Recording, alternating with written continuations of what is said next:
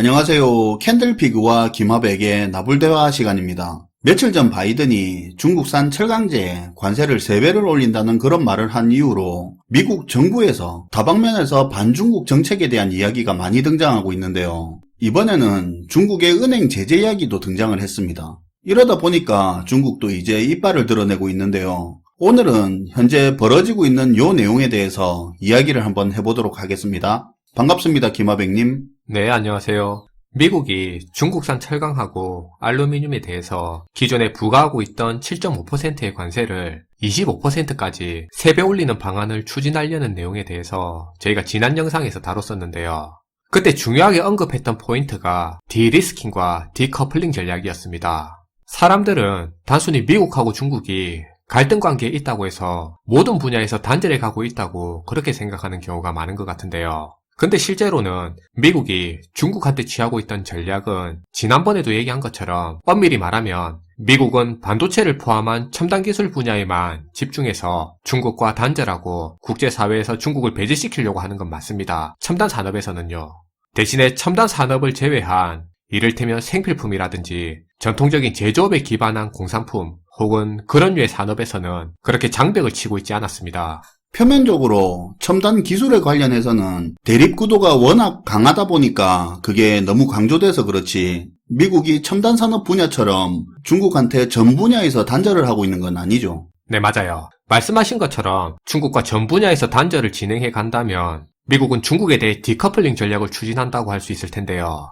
근데 실제로 미국은 첨단 분야에만 강하게 나가고 그걸 제외한 다른 산업 분야에서는 서로 간 자유롭게 무역하면서 상호 협력적, 상호 이익적인 관계를 계속 유지하고 있다는 건 현재 엄연한 사실이에요. 어쨌든 미국한테도 중국 제품이 가성비 있고 도움이 되는 건 사실이니까. 네. 그래서 미국은 중국과 단절을 의미하는 디커플링 전략을 진행하고 있는 게 아니고요. 경제 전체적으로 보면 서로 협력적인 관계는 유지하면서 대신 첨단 산업 분야와 같은 부분에서 중국에 대한 리스크는 줄여나가는 디리스킹 전략을 진행해 오고 있다는 겁니다. 이게 트럼프 때부터 계속 이어져 오던 거예요. 물론 트럼프도 무역전쟁을 시작한 초반에야 전방위적으로 중국산 물품에 대해서 관세를 크게 올리고 했지만 결과적으로는 관세를 다시 내렸고요. 첨단 산업 분야에서만 단절과 배제 전략을 추진하고 다른 산업 분야에서는 미중 상호 이익적인 관계를 이어가는 그런 디리스킹 전략을 이어갔습니다. 바이든도 그대로 그 전략을 추진을 했죠. 그쵸. 중국산 생필품이라든지 저렴한 중국산 제품으로 인해서 미국이 이득을 보는 부분도 크기 때문에 굳이 첨단 기술 분야를 제외한 다른 산업 분야에서까지 중국하고 갈등을 일으킬 이유가 없었던 거죠. 그래서 특히 제조업과 같은 전통 산업 분야 같은 부분은 중국을 건들지 않으면서 어느 정도 협력적인 관계를 유지해가고 있었습니다. 그런데 이번에 바이든 정부에서 기존에 손을 대지 않고 있던 이 철강과 같은 전통적인 제조 산업에서 관세를 크게 올림으로써 미국이 기존의 디리스킹 전략에서 디커플링 전략으로 그렇게 선회하는 게 아닌가 하는 그런 이야기가 지금 흘러나오고 있다고 했습니다. 저희가 이 내용을 이야기한 지 불과 얼마 안 됐거든요. 그런데 어제 미국이 중국 은행들을 글로벌 금융 시스템에서 퇴출시키는 제재 초안을 지금 마련 중이라는 기사가 보도가 됐어요. 일단 기존에는 미국하고 중국이 금융에 있어서는 첨단 기술 분야와 같은 그런 트러블이 없었고요. 그리고 얼마 전에도 이야기를 했지만 미국과 중국이 금융안정 협력을 강화하는 차원에서 대형 은행이 파산하는 걸 가정해서 글로벌 금융 충격에 대비하는 모의 훈련을 공동으로 실시할 계획을 짤 정도로 그렇게 서로 공조하는 모습도 서로 보였었습니다. 그 이야기를 했었죠. 네. 그런데 이번에 중국산 철강제에 대한 관세 3배 인상으로 미국이 기존 중국 대응과는 다르게 나오더니 또 며칠 만에 갑자기 미국이 중국 은행들에 대해 제재하는 방안을 검토하겠다는 그런 말까지 내놓은 겁니다. 갑자기 그런 이야기를 하는 이유가 있을 거 아니에요. 네, 미국이 내세우는 명분은 이거예요. 2022년 2월에 러시아가 우크라이나를 침공한 이후로 지금까지 전쟁이 한창인데 근데 중국이 러시아하고 밀착해서 중국 은행들을 이용한 무역 거래를 통해서 헬리콥터 부품이라든지 항법 장비, 무기와 항공 정밀 부품 제작에 쓰이는 기계 등 방위 산업용 물품을 러시아한테 계속 지원해주고 있었다는 겁니다. 중국 은행들을 활용해서 제재받고 있는 러시아를 지원했다 이거네요. 뭐 명분은 알겠는데 시점이 좀 그렇긴 하네요. 네. 그래서 여기까지만 보면 어쨌든 명분은 명분이니까 오케이 알겠다 이거죠. 그런데 중요한 거는 한번 생각해 보세요. 이 부분은 아마 길에 지나가는 중고등학생들한테만 물어봐도 당연히 알 겁니다. 러시아하고 우크라이나가 전쟁 중인 상황인데 그동안 중국이 러시아한테 지원을 안 했을 거라고 믿는 사람이 과연 있겠냐는 거예요. 미국 정부가 그걸 진짜 이제야 밝혀낸 거라면 관계자들 다 짐 싸서 집에 가야 되겠죠. 당연히 진작에 알고 있었겠죠. 네, 지금 미국 정부에서 내세우는 명분이 당연히 명분은 되지만 근데 왜 지금 이 시점에 이 얘기를 꺼냈냐는 게 그게 중요하다는 거예요. 꺼낼 거면 진작에 꺼냈겠죠. 그쵸. 이게 필요한 때니까 꺼낸 거예요. 사실 바이든 입장에선 선거 앞두고 가장 문제가 물가 문제고 그동안 지지율 하락의 큰 비중이 물가 때문이었는데요. 아시겠지만 지금 미국 물가 잡는 건 점점 멀어져 가고 있고 소수 의견이긴 한데 그동안 없었던 금리 인상 가능성까지 지금 등장해서 나오고 있단 말이에요. 그런데 지금 바이든 지지율은 탄력을 받아 올라가고 있어요. 불과 얼마 전 저희가 영상에서 다룰 때 바이든의 지지율이 트럼프 턱밑까지 쫓아왔다고 했던 거 기억하시죠? 그거 며칠 안 됐잖아요. 네, 현재 바이든이 자국 우선주의, 보호무역주의 기조를 강화하고 있고 그렇게 하는 원인이 중국 때문이라는 걸 계속 강조하고 있습니다. 반중국 노선을 더욱 확실히 하는 과정에서 지지율이 반등하고 상승하는 효과를 제법 보고 있는데요.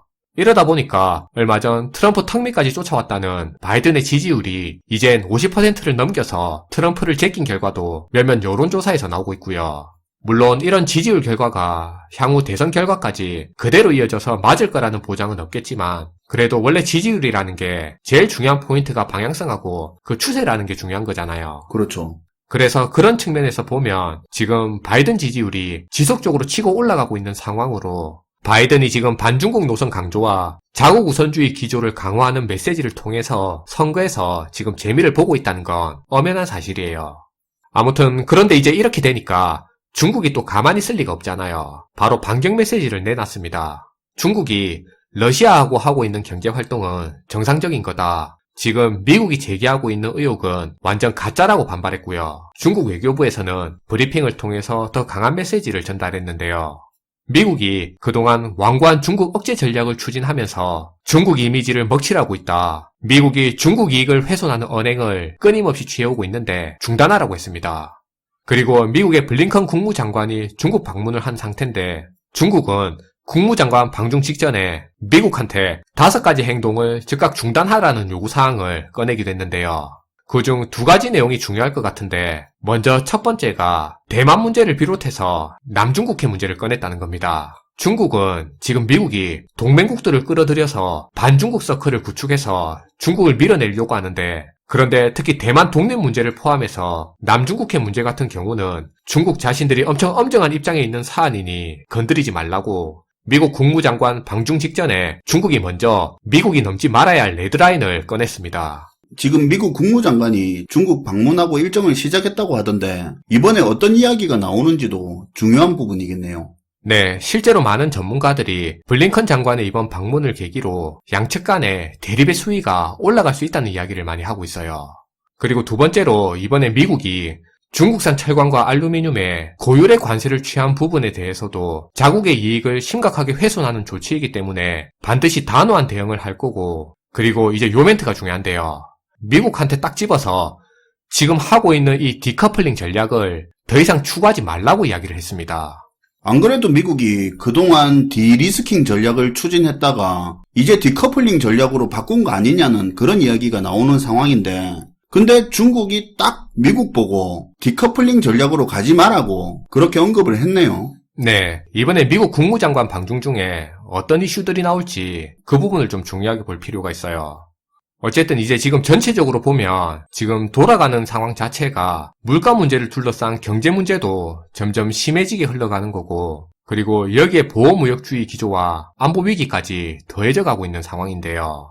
그런데 문제는 저희가 계속 강조하는 것처럼 사실 이런 형태의 흐름이 선거가 진행되는 그 과정에서 그 강도가 더 심해질 수 있다는 겁니다. 그리고 이제 우리가 마지막으로 알아야 될 게 미국 유권자들한테 이 반중국 정책이 먹히기 때문에 트럼프도 바이든도 반중국 정책을 경쟁하듯이 이야기하고 있는데요. 근데 똑같은 말을 하더라도 트럼프는 이러이러한 정책을 할 거라고 말밖에 할 수 없습니다. 아직까지는 위치가 그러니까. 네. 근데 바이든은 바로 실행할 수 있는 위치에 있단 말이에요. 말로 서로 이럴 거다 저럴 거다 하는 것보다 정권을 가진 입장에서는 바로 실행해버리는 게 유권자들한테 임팩트를 더 줄 수 있는 게 사실이거든요. 그건 그렇네요. 네.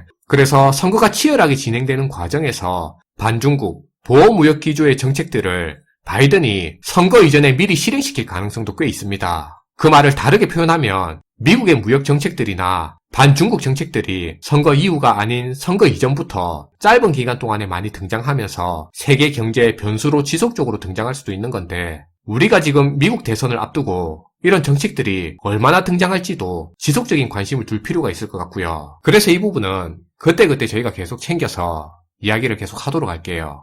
네, 오늘도 잘 들었습니다. 김하백님. 네, 감사합니다.